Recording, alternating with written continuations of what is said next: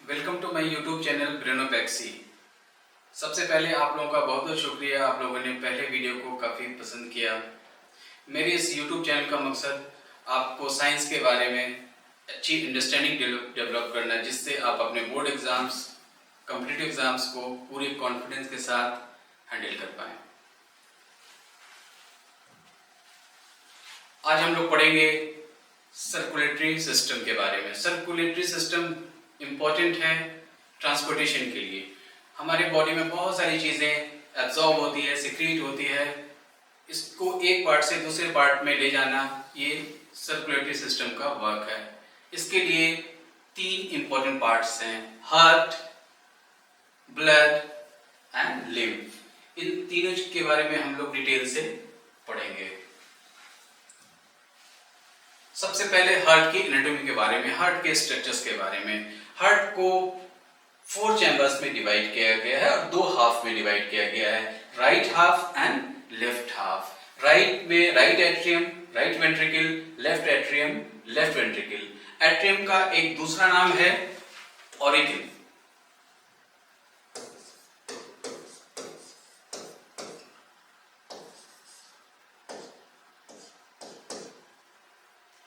ये सिनोनिम है, कहीं ऑरिकल यूज होता है और कहीं पे एट्रियम यूज होता है, दोनों एक ही नाम है। Right atrium, right ventricle, left atrium, left ventricle. हमारे बॉडी के सुपीरियर हाफ से डीऑक्सीजन ब्लड सुपीरियर वेना कावा से राइट एट्रियम में आता है, इंफीरियर वेना कावा से, इंफीरियर पार्ट ऑफ बॉडी से इंफीरियर वेना कावा के थ्रू राइट एट्रियम में आता है और राइट एट्रियम से राइट वेंट्रिकल, फिर पल्मोनरी आर्टरी से लंग्स में। लेफ्ट एट्रियम में पल्मोनरी वेन के थ्रू ऑक्सीजन ब्लड आता है, वहां से लेफ्ट वेंट्रिकल, फिर एओर्टा के थ्रू पूरे ब्लड में, पूरी बॉडी में सप्लाई होता है। राइट एट्रियम और राइट वेंट्रिकल के बीच में एक वाल्व होता है जिसे कहते हैं ट्राइकस्पिड वाल्व। इसमें 3 कस्प होते हैं, this is tricuspid valve. Left atrium और लेफ्ट वेंट्रिकल के बीच में एक वाल्व होता है, इसे कहते हैं माइट्रल वाल्व। माइट्रल वाल्व का दूसरा नाम है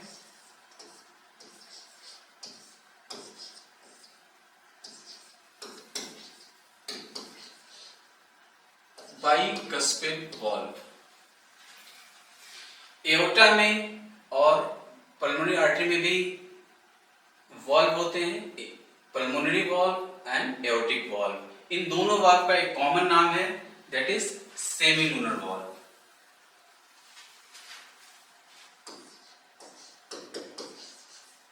semi means half, lunar means moon shaped, half moon shaped valve.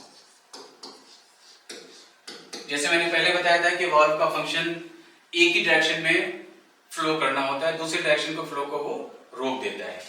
ये है हमारे पूरे हार्ट की एनाटॉमी। 2 पेयर पल्मोनरी वेन होते हैं, 1 पेयर पल्मोनरी आर्टरी होता है। वेंट्रिकल के बीच में एक सेप्टम होता है और एट्रियम के 2 एट्रियम के बीच में भी एक सेप्टम होता है। 2 वेंट्रिकल के बीच में जो सेप्टम होता है उसे बोलते हैं inter ventricular septum. Inter means बीच में, वेंट्रिकल वेंट्रिकल 2 वेंट्रिकल के बीच में जो वॉल है उसे कहते हैं इंटर वेंट्रिकुलर सेप्टम। इसी तरीके से राइट एट्रियम और लेफ्ट एट्रियम के बीच में भी एक सेप्टम होता है, उसे कहते हैं इंटर ऑरिकुलर सेप्टम। इंटर बीच में, 2 ऑरिकल के बीच में सेप्टम, इंटर। ये हमारी हार्ट की एनाटॉमी हो गई। अब हम देखेंगे हार्ट एक इंपॉर्टेंट ऑर्गन है, तो हार्ट की अपनी एक ब्लड सप्लाई होती है और हार्ट का अपना एक नर्व सप्लाई होता है। इन दोनों के बारे में थोड़ा हम नॉलेज लेंगे।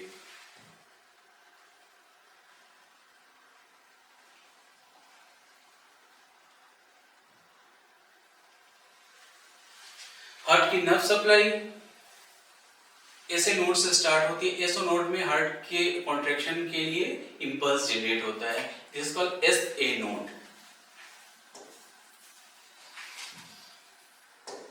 एसए नोड, एसए नोड का दूसरा नाम है पेसमेकर। ये हार्ट के पेस को बनाता है। SA node is pacemaker of heart. ऐसा नोड से इंपल्स जनरेट होता है, फिर एवी नोड में आता है, एवी नोड पे एवी नोड से फिर बंडल ऑफ हिस पे, और वहां से फिर पर्किंजिया फाइबर से हार्ट के मसल्स को सप्लाई होता है।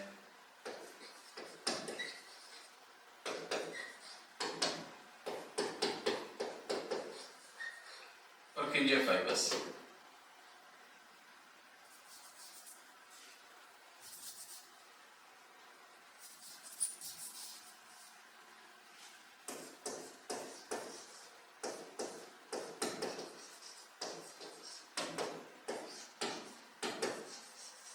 पर्किंजिया फाइबर्स, ये है हार्ट की नर्व सप्लाई।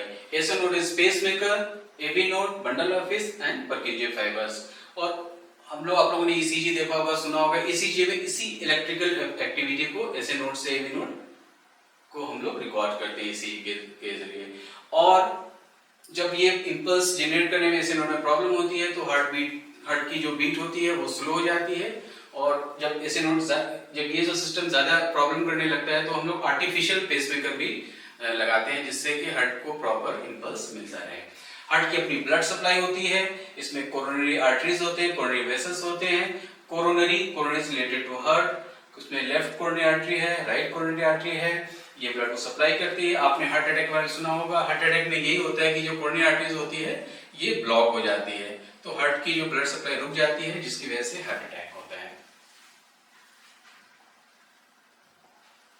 अब हम देखेंगे हार्ट का कॉन्ट्रैक्शन और relaxation.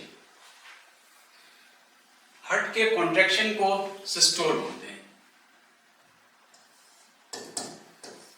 Systole is contraction of heart and diastole is relaxation.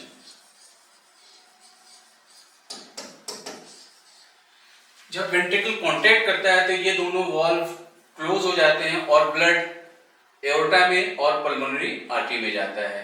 और जब ये पूरा ब्लड ऊपर ब्लड वेसल में चला जाता है, उसी टाइम में ये फिर उसके बाद जो दो वॉल्व हैं वो ओपन होते हैं और ब्लड एट्रियम से वेंट्रिकल में आता है, एट्रियम से वेंट्रिकल में आता है। और जब ये पूरा ब्लड इसमें आ जाता है तो ये वॉल्व क्लोज हो जाता है और फिर से ये साइकिल स्टार्ट हो जाता है। तो वेंट्रिकल कॉन्ट्रैक्शन, एक चीज ध्यान देना होगा कि ये जो सिस्टोल और डायस्टोल है ये सिर्फ वेंट्रिकल कॉन्ट्रैक्शन और रिलैक्सेशन के लिए। जिस टाइम में वेंट्रिकल कॉन्ट्रैक्ट करते हैं उस टाइम में एट्रियम रिलैक्स कर रहे होते हैं, यहाँ ब्लड फ्लो हो रहा होता है। तो जिस टाइम में ये कॉन्ट्रैक्ट करता है इसका रिलैक्सेशन होता है, जिस टाइम में वेंट्रिकल का रिलैक्सेशन होता है उस टाइम में ये कॉन्ट्रैक्ट करते हैं। तो ये साइकिल पूरा चलता रहता है। एक्चुअली सिस्टोल और डायस्टोल हम लोग जो यूज करते हैं वो वेंट्रिकुलर के लिए होता है, वेंट्रिकुलर सिस्टोल एंड डायस्टोल के लिए होता है। हम लोग ब्लड प्रेशर मेजर करते हैं, ब्लड प्रेशर में हम इसी सिस्टोल और डायस्टोल को मेजर करते हैं। एक इंस्ट्रूमेंट यूज करते हैं, उसे कहते हैं स्फिग्मो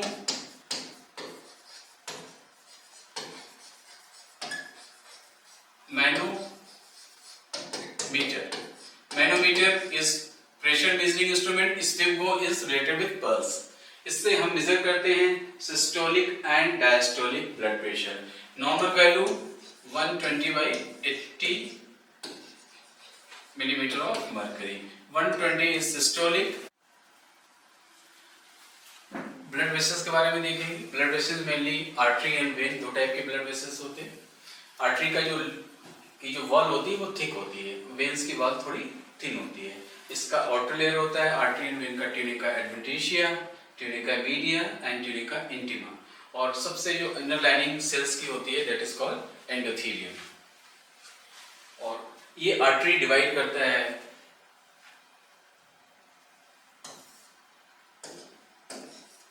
छोटे आर्टरियोल्स में। Arterioles divide into capillaries, capillaries के बाद वेन्यूल्स फॉर्म होते हैं, वेन्यूल से फिर वेन। कैपिलरीज का जो वॉल होता है वो काफी थिन होता है, इसमें एक लेयर ऑफ एंडोथेलियल सेल्स होते हैं। ये इंपॉर्टेंट इसलिए है कि कैपिलरीज के थ्रू ही सेल्स में सारे एक्सचेंज, मटेरियल के एक्सचेंज, न्यूट्रिएंट के एक्सचेंज, गैसेस के एक्सचेंज होते हैं। तो कैपिलरी का वॉल काफी थिन होता है, it is very important.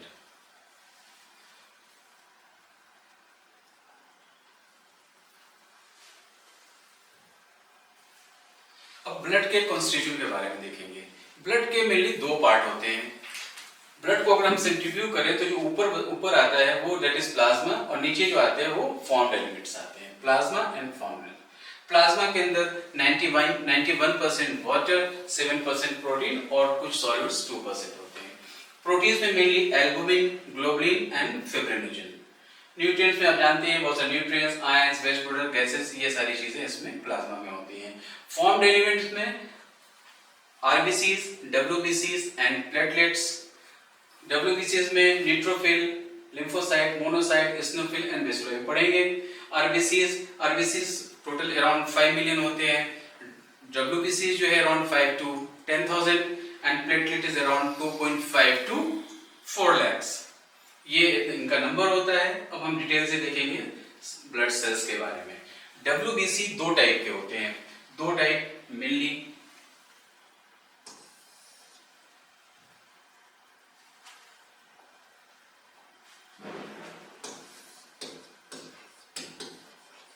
A granulocyte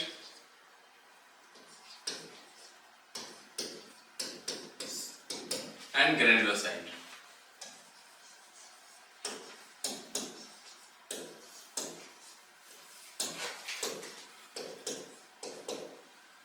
एक ग्रेनुलोसाइट, इनका जो साइटोप्लाज्म है इसमें ग्रेन्स, दाने दाने जो ग्रेन लाइक स्ट्रक्चर्स नहीं होते हैं, और इनमें जो ग्रेनुलोसाइट है इसमें ये ग्रेन लाइक स्ट्रक्चर्स होते हैं, स्टेज में आता है, इसलिए इसको ग्रेनुलोसाइट होते हैं। इसमें ग्रेन्स होते हैं, इसमें ग्रेन्स नहीं होता है, इसलिए a granulocyte. A means no, granulocyte means cells, granulocyte. A granulocyte का दो टाइप है, मोनोसाइट एंड लिम्फोसाइट। ग्रेनुलोसाइट के तीन टाइप्स हैं, neutrophils, eosinophil, basophil. Neutrophil, eosinophil का दूसरा नाम है एसिडोफिल एंड बेसोफिल। इनका ये नाम जो है वो इनके स्टेन के जो स्टेन टेकअप करते हैं इस पे रखा गया है। एक्चुअली जो इस्नोफिल है, एसिडोफिल है, इसका जो साइटोप्लाज्म का नेचर होता है दैट इज बेसिक, तो ये एसिड स्टेन लेता है, ईओसिन स्टेन लेता है, इसका नाम इस्नोफिल और एसिडोफिल है। बेसोफिल, इसका जो साइटोप्लाज्म होता है उसका जो नेचर होता है वो एसिडिक होता है, इसलिए बेसिक स्टेन लेता है, इसका नाम है basophil. Phil is loving, base loving, acid loving and neutrophil ये न्यूट्रल होता है, इसलिए न्यूट्रोफिल, इस्नोफिल एंड बेसोफिल। और इन डब्ल्यूबीसीज का जो मेन काम है वो इन्फेक्शंस और बैक्टीरिया को फाइट करना होता है ब्लड के अंदर। और दूसरा आरबीसी है, एरिथ्रोसाइट्स एंड प्लेटलेट्स, इनके फंक्शंस अभी हम देखेंगे। डब्ल्यूबीसीज का मेन फंक्शन है फाइट जर्म्स। इसमें एक टर्म यूज होता है डायपेडेसिस,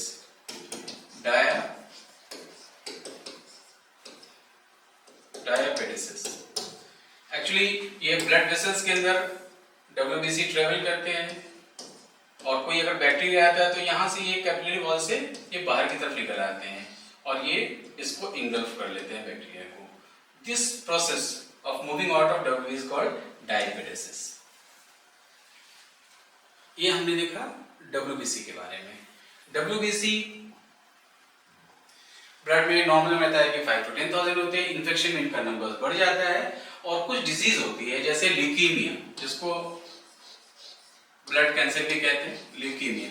इसमें डब्ल्यूबीसीज के नंबर्स बहुत ज्यादा इंक्रीज कर जाते हैं, बहुत ज्यादा बढ़ जाते हैं, और अगर डब्ल्यूबीसी का नंबर कम हो जाए तो उस कंडीशन को कहते हैं ल्यूकोपीनिया।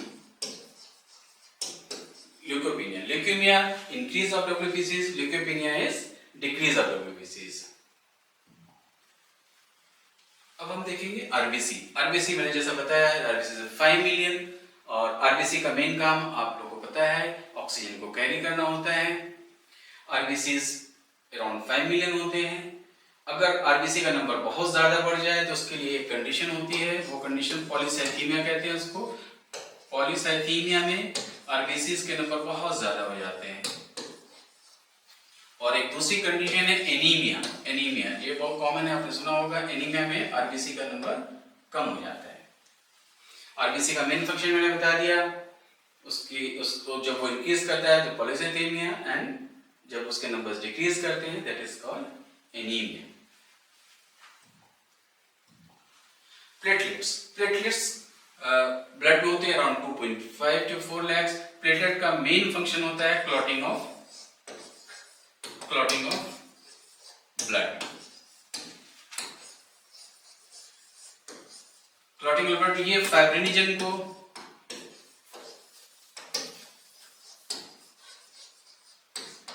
फाइब्रिन में कन्वर्ट करने में हेल्प करता है।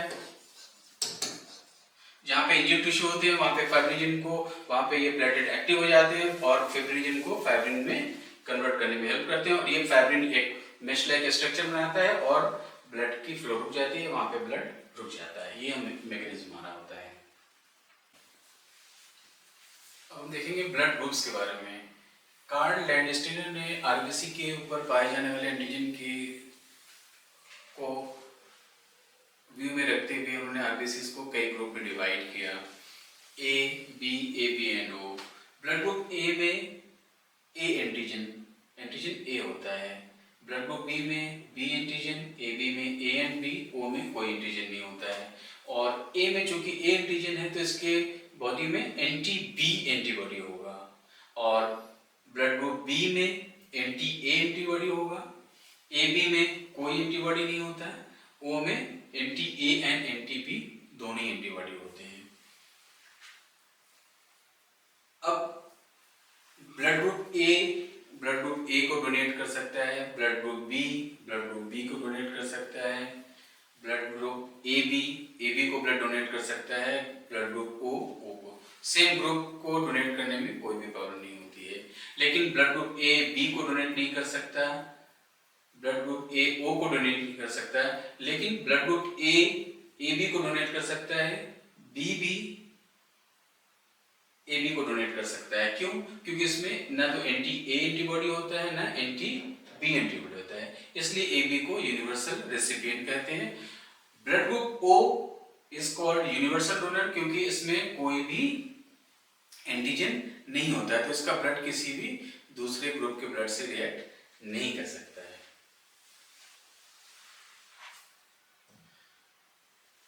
आरबीसी को एक दूसरे मेथड में दो ग्रुप में डिवाइड किया गया है, RH positive and RH negative. RH is derived from rhesus monkey, जिस आरबीसी में आरएच फैक्टर होता है उसको आरएच पॉजिटिव आरबीसी कहते हैं, जिसमें आरएच एंटीजन नहीं होता है that is RH negative RBC.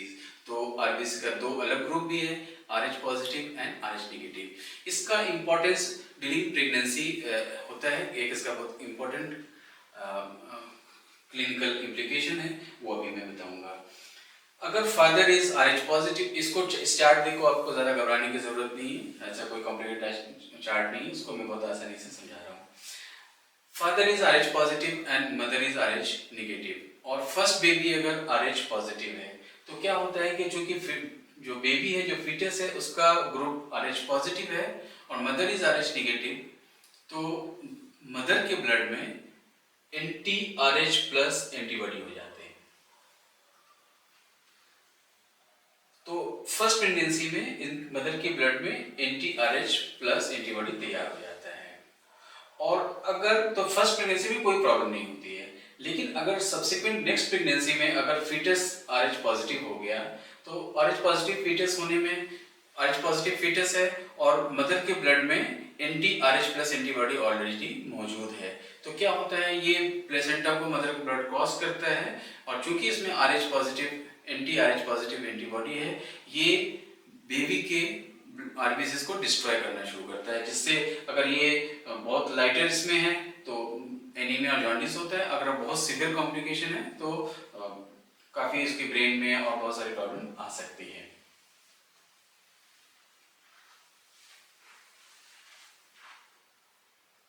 इस कंडीशन को इस कंडीशन को एक टर्म दिया गया है, इसे कहते हैं एराथ्रोब्लास्टोसिस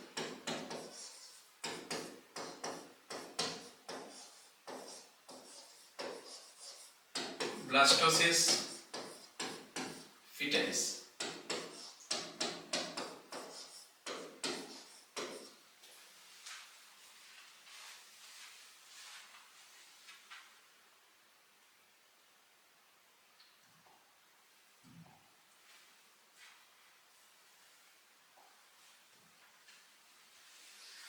अब हम लोग थोड़ा लिम्फ के बारे में जानेंगे।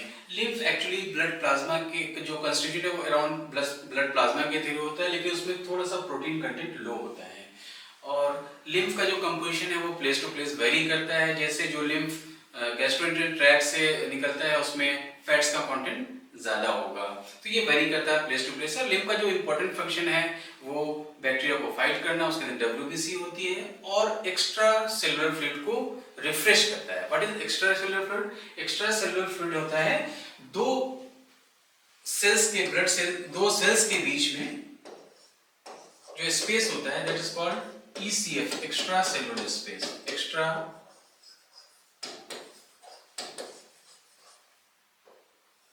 Cellular fluid. इस फ्लूइड को रिफ्रेश करने का काम भी लिम्फ करता है। तो लिम्फ का मेन फंक्शन है इन्फेक्शन को फाइट करना, फैट्स का ऑब्जर्वेशन, फैट्स को कैरी करना। और बॉडी में बहुत सारे लिम्फ नोड्स होते हैं। लिम्फ नोड जैसे spleen is a lymph organ, tonsil is a lymph organ, thymus is a lymph organ, ये होता है। और बॉडी में बहुत सारे लिम्फ नोड्स होते हैं। जैसे टॉन्सिल है, गले में इन्फेक्शन हो जाता है तो टॉन्सिल स्वेल कर जाता है, तो गले में एक आपको एक इरिटेशन, एक पेन जैसी फीलिंग आती है जब गले में इन्फेक्शन होता है। तो ये जो फंक्शन है वो लिम्फ का है। और जो लिम्फ नोड्स होते हैं वो बैक्टीरिया को ट्रैप करते हैं और बैक्टीरिया को किल करने की कोशिश करते हैं। तो जिस जिस पार्ट में इन्फेक्शन होता है उस पार्ट के जो लिम्फ नोड ऐसे ड्रेनिंग लिम्फ नोड्स होते हैं वो बड़े हो जाते हैं। इससे ये उसके फाइट करने में हेल्प करता है।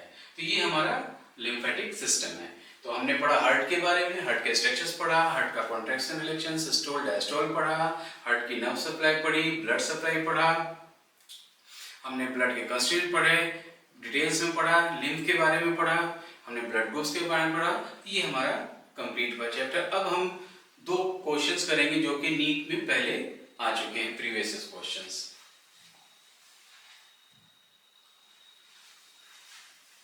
What is serum? Serum is blood without blood cells, plasma without fibrinogen, blood without plasma and blood without RBCs. Serum actually plasma ही होता है। प्लाज्मा को अगर क्लॉट कर दें, उसके क्लॉटिंग फैक्टर्स फिब्रिनोजन हट जाए, उसके बाद जो rest of thing is serum. तो correct answer is plasma without fibrinogen, serum. Second question है, arteries are best defined as vessels that break up into capillaries which reunite to form a vein, carry blood from one visceral organ to another visceral organ, carry blood away from the heart to different organs, supply oxygenated blood to the different organs. ये तो पहला दो option नहीं हो सकता है क्योंकि ये तो वेन है और एक विसरल ऑर्गन से दूसरे विसरल, ये वेन्स भी ये काम वेन भी करता है। ये दो ऑप्शन थोड़ा कंफ्यूजिंग है। Supply oxygen blood to the different organs and carry blood away from the to different organs. Actually artery तो ऑक्सीजन ब्लड सप्लाई करता है, लेकिन पल्मोनरी आर्टरी में डीऑक्सीजन ब्लड होता है। तो ये ऑप्शन को आप रूल आउट कर सकते हैं। और ये जो इसका फीचर है, carry blood away from the heart, that is totally perfect for arteries, क्योंकि पल्मोनरी आर्टरी भी हार्ट से अवे ले जा रहा है ब्लड को। Then option C is correct. This is plasma. तो ये क्वेश्चंस है। आप उम्मीद है कि आपको ये वीडियो पसंद आया होगा, आपकी नॉलेज बेहतर होगी। पहले से आपने पूरे कॉन्सेप्ट को समझा, क्वेश्चंस किए, आप इसको रिलेट कर सकते हैं। अगर आपको ये वीडियो अच्छा लगा, पसंद आया, आपकी नॉलेज में कुछ बेहतर कर पाए, कुछ समझ को बेहतर कर पाए, तो प्लीज़ इस वीडियो को लाइक और हमारे चैनल को सब्सक्राइब करिए। और कमेंट में ज़रूर बताएं कि हमारे पढ़ाने में, हमारे इसमें और कोई इम्प्रूवमेंट कर सकते हैं और या कोई नई चीज़ ला सकते हैं, नए टॉपिक के बारे में आप मुझे ज़रूर बताएं। Thank you.